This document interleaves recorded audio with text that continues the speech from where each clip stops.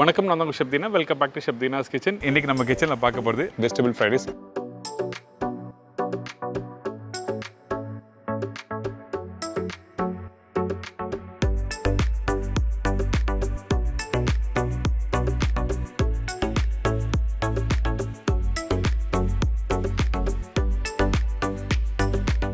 இதோட தொட்டுக்க பன்னீர் 65 எப்படி பண்ணுறது பார்க்க போகிறோம்.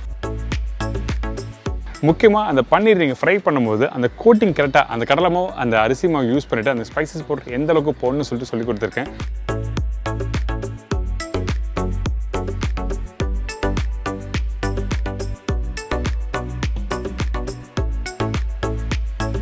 இப்போ இந்த டிஷ்ஷுக்கு தேவையான பொருட்கள் நம்ம என்னென்ன பார்த்தலாமா?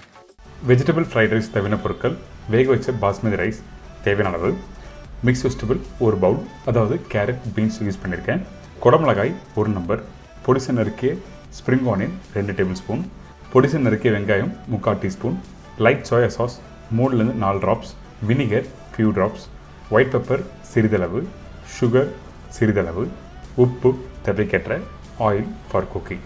இதாங்க இந்த வெஜிடபிள் ஃப்ரைட் ரைஸ்க்கு தேவையான பொருட்கள். நம்ம வெஜிடபிள் ஃப்ரைட் ரைஸ் பண்ண போகிற சொன்னோம் பார்த்தீங்களா, அதுக்கு நம்ம யூஸ் பண்ணுற பேனை ஃபஸ்ட்டு சீசன் பண்ணணும். அதாவது கொஞ்சம் எண்ணெய் நல்லா ஊற்றி அந்த பேனில் நல்லா சுற்றி நல்லா மிக்ஸ் பண்ணணும். அதாவது சூடான எண்ணெயை இந்த மாதிரி சீசன் பண்ணிங்கன்னா உங்களுக்கு டாஸ் பண்ணுறதுக்கு ஈஸியாக இருக்கும். அப்போ தான் அந்த ரைஸ் ஒட்டாமல் கரெக்டாக வரும். அதுக்கு பிறகு எக்ஸஸாக இருக்க எண்ணெயை அப்படியே இன்னொரு பவுலில் மாற்றிடுங்க.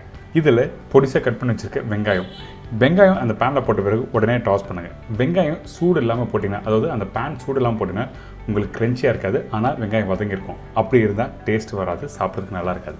அந்த வெங்காயம் போட்ட உடனே வதங்கணும். அதே டைமில் வெங்காயம் நல்லா க்ரன்ச்சியாக இருக்கணும். இதுதான் முக்கியமான விஷயம், பார்த்துக்கங்க. அதுக்கு பிறகு ஸ்ப்ரிங் ஆனியன் போட்டிருக்கேன். அதே டைமில் பொடிசாக கட் பண்ணி வச்சுட்டு குடமிளகா, அதுக்கப்புறம் மிக்ஸ் வெஜிடபிள் கேரட் பீன்ஸ் போட்டிருக்கோம். இந்த பீன்ஸ் நான் என்ன பண்ணியிருக்கேன்னா கொதிக்கிற தண்ணியில் போட்டு எடுத்துருக்கேன், அதாவது பிளான்ச் பண்ணி எடுத்துருக்கேன்னு சொல்கிறேன். நம்ம டேரெக்டாக போட்டு டாஸ் பண்ணும்போது அந்த கேரட் பீன்ஸ் வதங்கிறதுக்கு ரொம்ப டைம் எடுக்கும். அதனால் கொதிக்கிற தண்ணியில் போட்டு ஜஸ்ட் பிளான்ச் பண்ணி எடுத்த வெஜிடபிள்ஸ்லாம் இதில் போட்டு நல்லா டாஸ் பண்ண ஆரம்பிக்கிறோம்.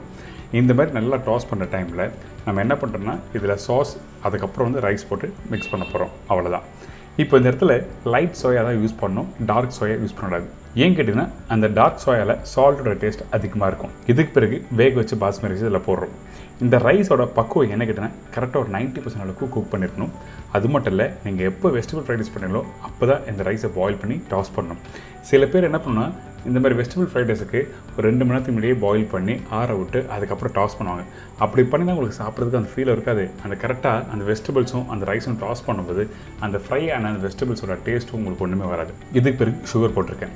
இந்த சக்கரை எதுக்காக இந்த இடத்துல யூஸ் பண்ணுறேன்னா, அதாவது ஹோட்டலில் பண்ணும்போது சீசனிங் பவுடர் யூஸ் பண்ணுவாங்க. நம்ம வீட்டில் சீசனிங் பவுடர் கிடைக்காது. அதுக்கு ஆல்டர்னேட்டிவாக தான் இந்த சுகர் பவுடர். இன்னொன்று அந்த வெஜிடபிள்ஸ் நல்லா கலர் எடுத்து கொடுக்கும். இதுக்கு பிறகு உப்பு, ஒயிட் பெப்பர், வினிகர்,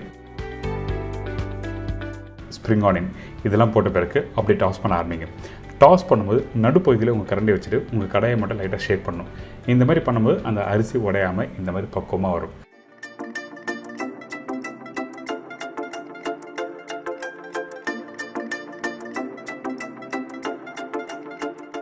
நீங்கள் வீட்டில் பண்ணுறதுக்கு ரொம்ப ஈஸியான ஸ்டைலில் சொல்லி கொடுத்துருக்கேன். பேசிக்கான பொருள் நம்ம வீட்டில் பாஸ்மதி ரைஸ் இருக்கும், கேரட்டு, பீன்ஸ், வினிகர், உப்பு, ஒயிட் பெப்பர் இதெல்லாம் நம்ம வீட்டில் இருக்க பொருள் தான். ஆனால் அந்த ரைஸ் ப்ரிப்பரேஷன் எப்படி டாஸ் பண்ணணும்னு சொல்லிட்டு புரிஞ்சுட்டு நீங்கள் பண்ணால் ரொம்ப சூப்பரான ஒரு ப்ரிப்பரேஷன் கிடைக்கும். இது தொடர்ந்து ஒரு சூப்பரான பன்னீர் 65 எப்படி பண்ணுறது பார்க்க போகிறோம்.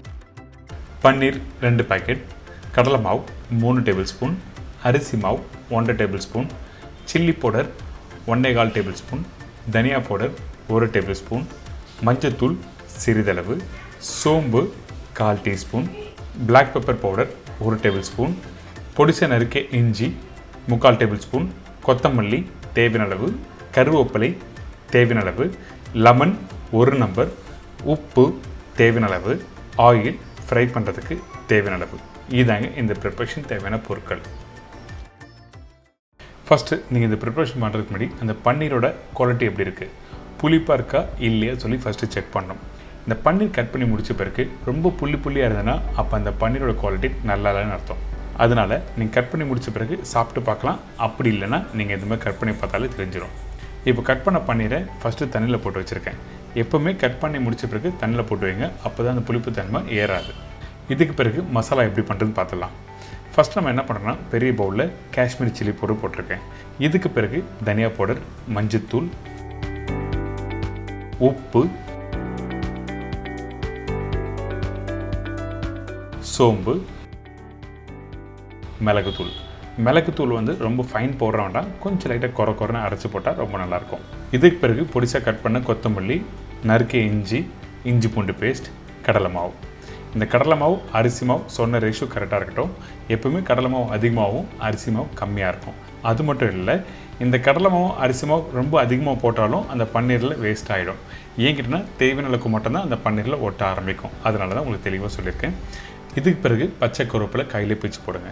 ஒரு லெமன் ஜூஸ் எடுத்து நீங்கள் அப்படியே புளிஞ்சிக்கலாம். இந்த லெமனுக்கு பதிலாக நீங்கள் வினிகர் யூஸ் பண்ணலாமா கேட்டிங்கன்னா கண்டிப்பாக யூஸ் பண்ணலாம். என்னோடய சஜஷன் ஃப்ரெஷ்ஷாக யூஸ் பண்ணுற லெமனை யூஸ் பண்ணிங்கன்னா உங்களுக்கு அந்த புளிப்பு தன்மை நல்லா ஷார்ப்பாக இருக்கும். இதுக்கு பிறகு தேவையான தண்ணி ஊற்றி மசாலா நல்லா மிக்ஸ் பண்ணுறோம்.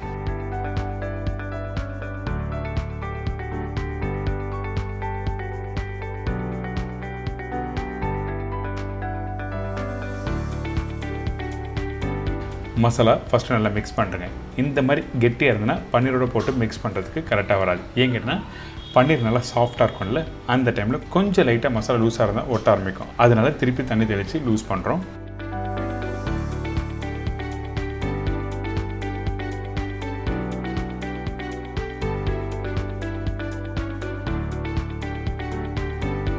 இப்போ மசாலா ரெடி ஆகிடுச்சு. இதுக்கு பிறகு கட் பண்ணி வச்சுருக்க அந்த பன்னீரை போட்டு மெதுவாக மிக்ஸ் பண்ணுங்கள்.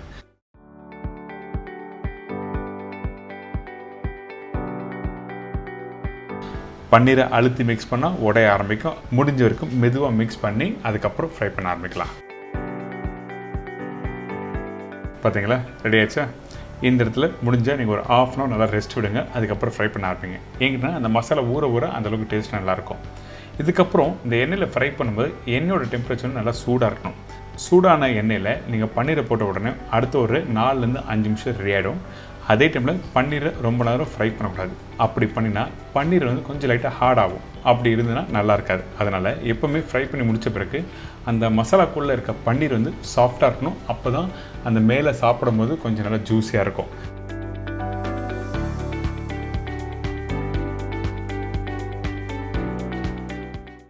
இன்றைக்கி ஒரு சூப்பரான ஸ்டைலில் இந்த பன்னீர் 65 எப்படி பண்ணி சொல்லி கொடுத்துருக்கேன். கண்டிப்பாக ட்ரை பண்ணி பாருங்கள், என்ஜாய் பண்ணுங்கள்.